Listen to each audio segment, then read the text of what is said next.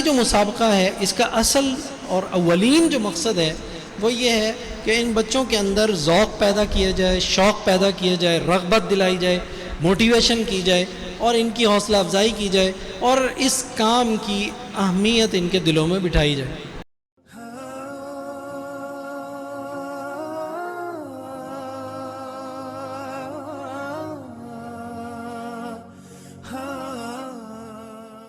معزز علماء کرام، عزیز طلبہ اور ہمارے آج کے اس مسابقہ آذان اور حدر اور ترتیل کے منصف حضرت اقدس حضرت مولانا ڈاکٹر قاری رشید احمد تھانوی صاحب دامت برکاتہم العالیہ، جو پنجاب یونیورسٹی کے اندر لیکچرار بھی ہیں، جامعہ دارالعلوم اسلامیہ کے اندر اہم ذمہ داریاں اس کو بھی سر انجام دے رہے ہیں، ہماری دعوت پہ آج ہمارے ان طلباء کے مسابقے کے منصف کے طور پہ، جج کے طور پہ تشریف لائے۔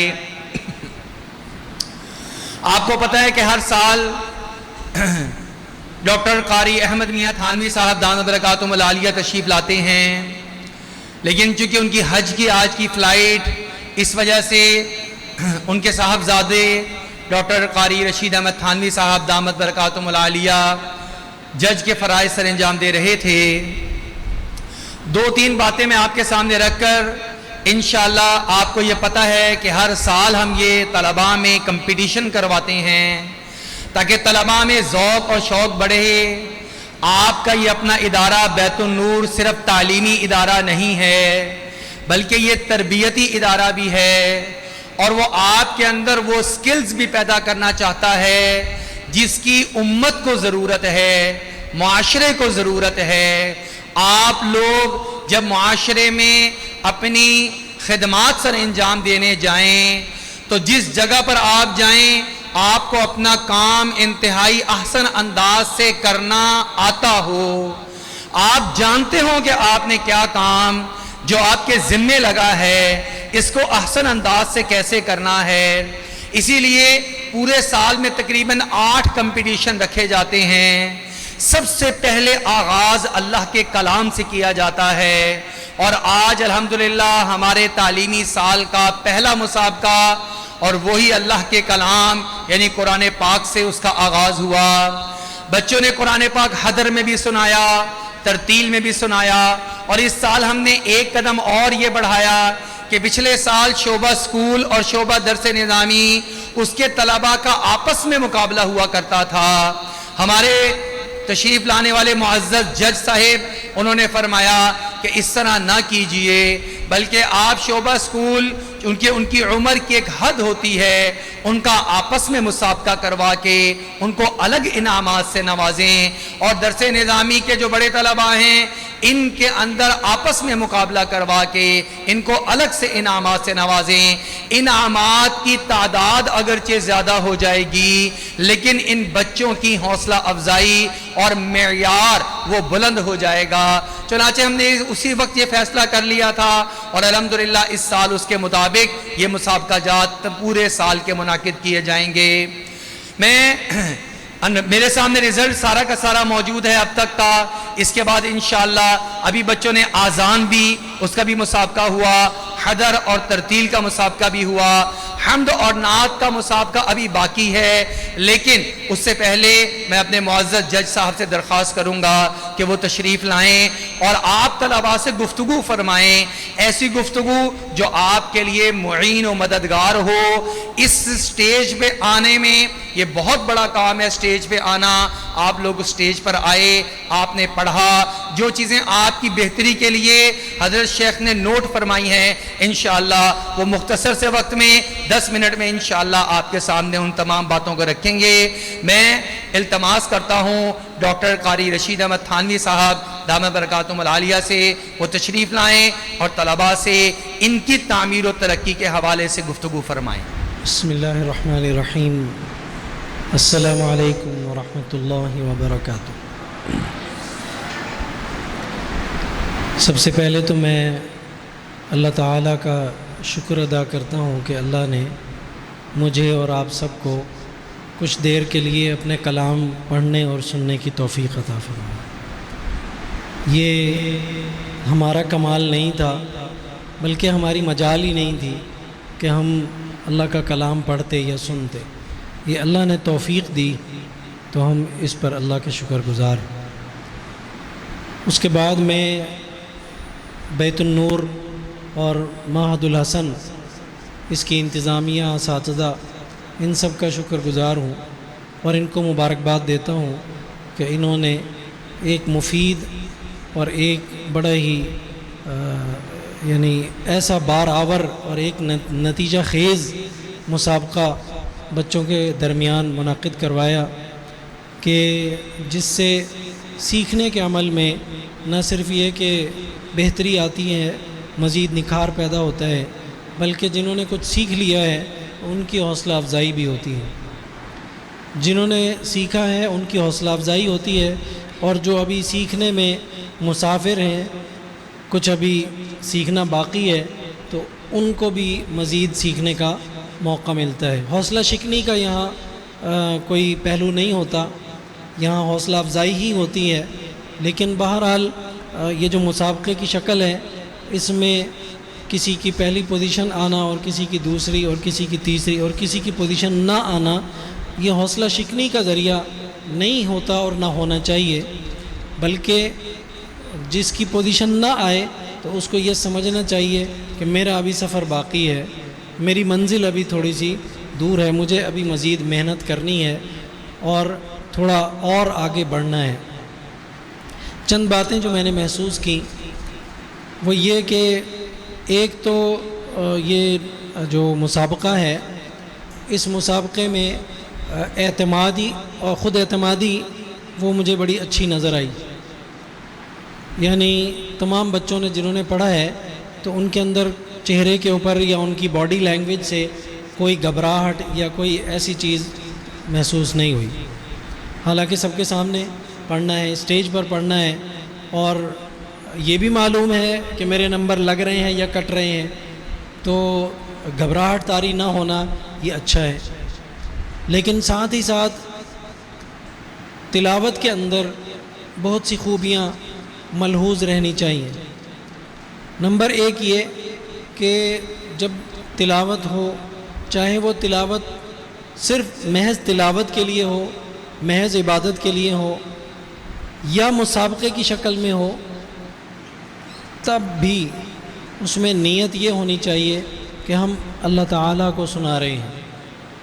ہم جو کچھ پڑھ رہے ہیں وہ اللہ تعالیٰ کو سنانے کی نیت سے پڑھ رہے ہیں. چاہے مسابقہ ہو، کمپٹیشن ہو، یا عام ہم تلاوت کر رہے ہوں، یا کسی کو سنانے کے لیے ہی ہم تلاوت کر رہے ہوں، تب بھی نیت یہ ہونی چاہیے، خالص یہ نیت ہونی چاہیے کہ ہم اللہ کو سنا رہے ہیں، اللہ تعالیٰ کو سنانے کے لیے پڑھ رہے ہیں. باقی ضمناً انسان بھی سن رہے ہیں، دیگر لوگ بھی سن رہے ہیں، دیگر اور بلکہ فرشتے بھی جمع ہوتے ہیں. ایسی جو مجالس ہوتی ہیں تو اس میں حدیث سے معلوم ہوتا ہے، نبی کریم صلی اللہ علیہ وسلم نے فرمایا کہ ایسی مجالس جہاں قرآن پاک پڑھا جا رہا ہو، سنا جا رہا ہو، تو وہاں فرشتے جمع ہو جاتے ہیں، لہٰذا وہ بھی سن رہے ہیں. تو اولین نیت جو ہے وہ اللہ تعالیٰ کو سنانے کی ہو، بعد میں پھر جو انسان سن رہے ہیں ان کو سنانے کی ہو. یہ جو مسابقہ ہے، اس کی حقیقت اور اس کی ضرورت اور اہمیت جو ہے وہ یہ ہے کہ یہ جس عمر کے بچے یہاں بیٹھے ہوئے ہیں، یہ ان میں سے اکثر وہ ہیں کہ جن کو اس کی اہمیت دل میں بٹھانے کے لیے یا ان کے ذہن میں یہ بات پختہ کرنے کے لیے دلائل کافی نہیں ہیں کہ ان کے دلوں میں اور ان کے مزاج میں اور ان کی جو روزمرہ کی زندگی ہے، ان کے جو معمولات ہیں روز کے، اس میں قرآن کی تلاوت اور عمدہ تلاوت، اچھی سے اچھی تلاوت کی اہمیت دل میں بٹھائی جا سکے. اس کے لیے دلائل کافی نہیں ہے، کیونکہ ان میں سے اکثر ایسے ہیں جو دلائل کو ابھی سمجھتے نہیں، ان کی علمی اور ذہنی سطح وہ نہیں ہے کہ وہ دلائل کو سمجھ سکیں. ان کو تو کوئی کام عملاً کر کے دکھانا ہے. اس کی مثال ایسے ہے کہ آپ 3 سال کے بچے کو یا 5 سال کے بچے کو اگر کوئی چیز سکھانا چاہتے ہیں، کسی کام کی عادت ڈالنا چاہتے ہیں، تو 1.5-2 گھنٹے کا لیکچر کافی نہیں ہے. کہ اس کو آپ 2 گھنٹے کا لیکچر دے دیں 3 سال کے بچے کے سامنے یا 5 سال کے بچے کے سامنے، ایک موٹی ساری کتاب رکھ دیں کہ بیٹا اس کو پڑھ لو اور اس کو پڑھ کر تمہارے اندر یہ خوبی پیدا ہو جائے گی، یہ اس کے بس کا کام نہیں ہے۔ آسان کام یہ ہے کہ وہ کام اس کے سامنے کرنا شروع کر دیں۔ جب وہ کام اس کے سامنے آپ کرنا شروع کر دیں گے تو وہ آپ کو دیکھ کر اس کو سیکھنا شروع کر دے گا۔ چنانچہ یہ جو مسابقہ ہے اس کا اصل اور اولین جو مقصد ہے وہ یہ ہے کہ ان بچوں کے اندر ذوق پیدا کیا جائے، شوق پیدا کیا جائے، رغبت دلائی جائے، موٹیویشن کی جائے اور ان کی حوصلہ افزائی کی جائے اور اس کام کی اہمیت ان کے دلوں میں بٹھائی جائے۔ لہٰذا اس کے لیے یہ عملی مظاہرہ ہی ضروری ہے، دلائل سے سمجھایا نہیں جا سکتا۔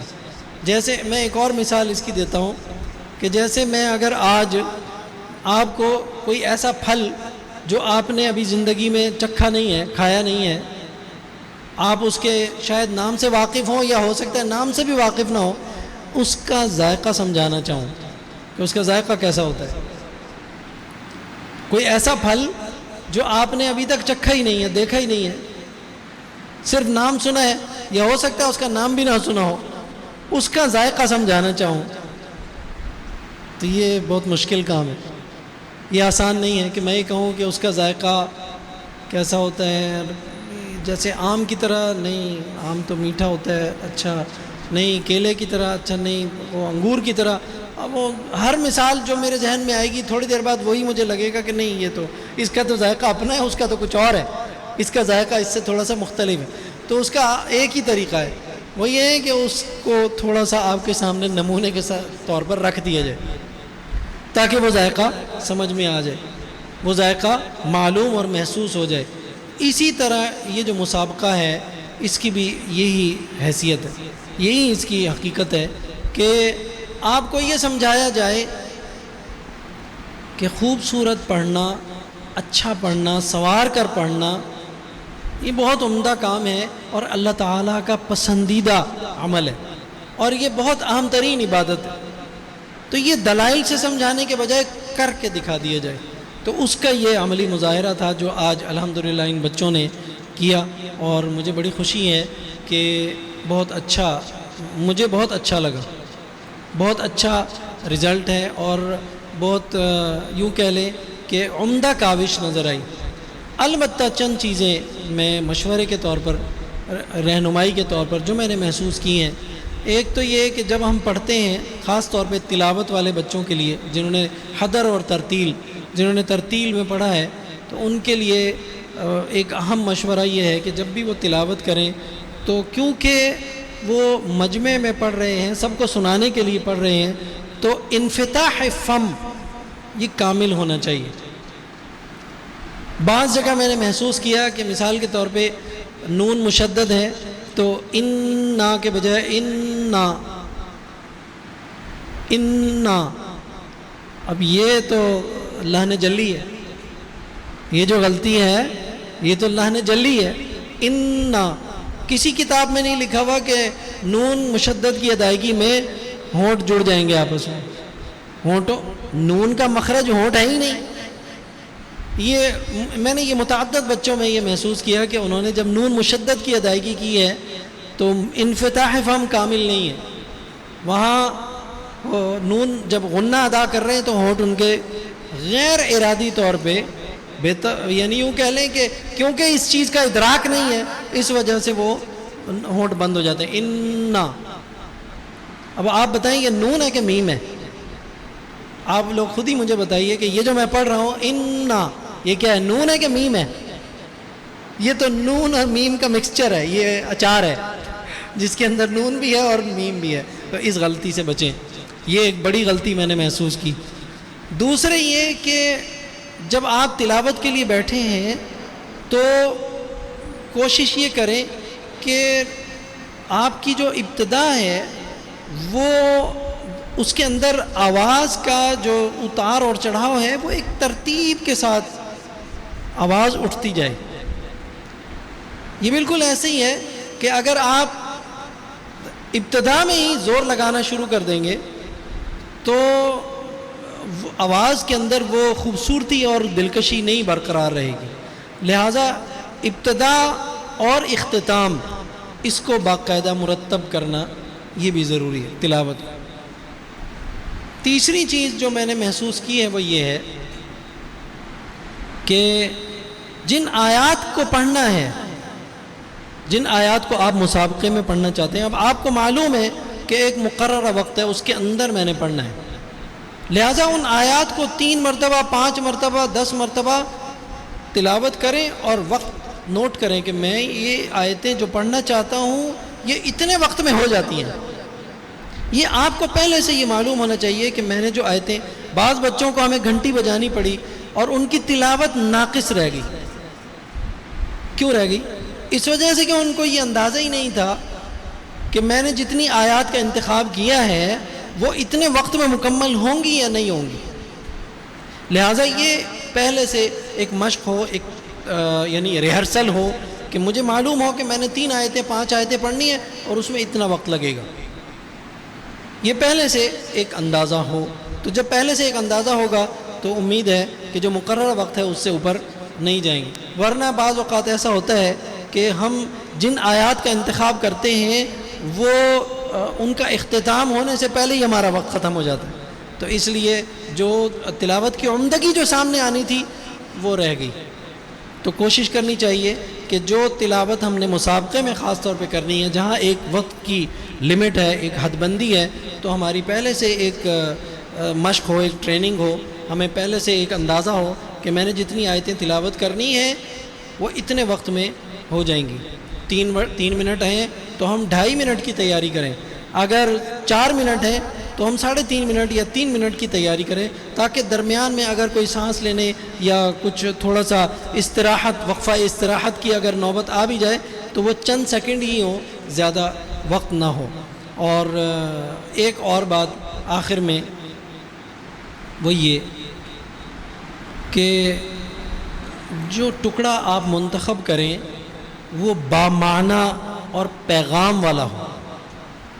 آپ کی تلاوت چاہے 3 منٹ کی ہو چاہے 3 گھنٹے کی ہو، اس میں وہ ٹکڑا منتخب کریں جس کے اندر کوئی پیغام ہو، جس کے اندر معنی اور مفہوم اور قرآن کا جو پیغام ہے وہ، اگرچہ کچھ بچے ایسے ہوں گے جن کو ان آیات کا ترجمہ نہیں آتا، لیکن زیادہ تر ایسے ہیں یہاں پر جن کو ان کا ترجمہ آتا ہے. میں ایک اجازت ہے 1-2 منٹ کی اجازت ہے؟ میرا خیال ہے میرا وقت ہو گیا ہے، لیکن اگر اجازت ہے تو ایک قاری صاحب نے تلاوت شروع کی اور تقریب ہے جہاں یہ ولیمہ ہو رہا ہے، شادی کی تقریب ہے، سب لوگ دلہا کو مبارکبادیں دے رہے ہیں، دلہا کے والد کو مبارکباد دے رہے ہیں، اس کے رشتہ داروں کو، دوست احباب آئے ہوئے ہیں اور وہ مبارکباد دے رہے ہیں. تو وہاں قاری صاحب نے تلاوت شروع کی، اور تلاوت کہاں سے شروع کی؟ اعوذ باللہ من الشیطان الرجیم خذوہ فغلوہ ثم الجحیم صلوہ. اس کو پکڑو، اس کو بیڑیاں ڈالو اور اس کو جہنم میں ڈال دو. یہ آیتیں وہاں تلاوت کی جہاں لوگ ایک دوسرے کو مبارکبادیں دے رہے ہیں، شادی کی مبارکباد دے رہے ہیں. تو وہاں انہوں نے یہ، جہاں اللہ تعالیٰ نے اپنے غصے کا اظہار کیا ہے، غضب کا اظہار کیا ہے، آیات عذاب ہیں، وہ آیات عذاب وہ وہاں تلاوت کر رہے ہیں. آیات عذاب جو ہیں وہ وہاں پہ تلاوت کر رہے ہیں. کہاں؟ جہاں پہ لوگ ایک دوسرے کو مبارکباد دے رہے ہیں. اب وہ ان میں کچھ لوگ جو عربی نہیں جانتے، جن کو قرآن پاک کا جو ہے وہ ترجمہ نہیں آتا، وہ بیچارے انہی آیات کے اوپر سبحان اللہ ماشاء اللہ کہہ رہے ہیں. وہاں عذاب کی بات ہو رہی ہے اور وہ سبحان اللہ ماشاء اللہ کہہ رہے ہیں. تو یہ مناسبت نہیں بن رہی. لہٰذا میرا مشورہ آئندہ کے لیے ان بچوں کے لیے یہ ہے، آپ جب بھی کوئی ٹکڑا منتخب کریں تو اپنے اساتذہ سے معلوم کریں کہ میں یہ آیات یہاں سے شروع کروں گا اور یہاں ختم کروں گا. ان الابرار لفی نعیم علی الارائک ینظرون. یہ اس کا اپنا ہی ایک منظر ہے، اس کی اپنی ایک چاشنی ہے. اور اس میں میرا مشورہ یہ ہے کہ محمد صدیق المنشاوی ان کی تلاوت سنیں. وہ ہمیشہ ان کی ابتدا اور اختتام وہ ایسا پیغام رساں ہوتا ہے، یعنی اگر آپ کو ترجمہ آتا ہے تو آپ وہ لطف آئے گا ان کی تلاوت میں کہ ایک تو یہ ہے کہ آواز اور صوتی تاثر جو ہے، جو اس کی جو آواز کی جو دلکشی ہے وہ تو ہے ہی، لیکن جو پیغام ہے اس کے اندر وہ اتنا جاندار ہے اور اس کا انتخاب اتنا خوبصورت ہے کہ آپ کی طبیعت کے اوپر ایک بہت اچھا اس کا اثر ہوگا انشاءاللہ۔ وآخر دعوانا ان الحمدللہ رب العالمین۔